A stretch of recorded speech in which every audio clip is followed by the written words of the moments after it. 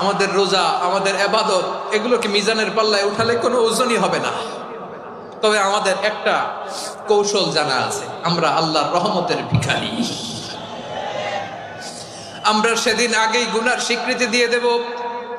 আমরা বলবো, আল্লাহ তুমি প্রশ্ন করার আগে তোমার একটা কথা বলি, আমারে কিছু জিজ্ঞেস করো না, আমি সব করেছি।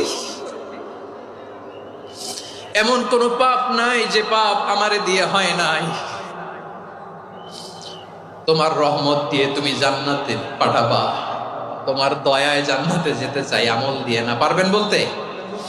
কিয়ামতের দিন আমরা বলবো, আল্লাহ আমার আমল দিয়ে জান্নাত চাই না, আমি তোমার দয়া দিয়ে জান্নাত চাই। তোমার দয়া ছাড়া আমার কোনো উপায় নাই।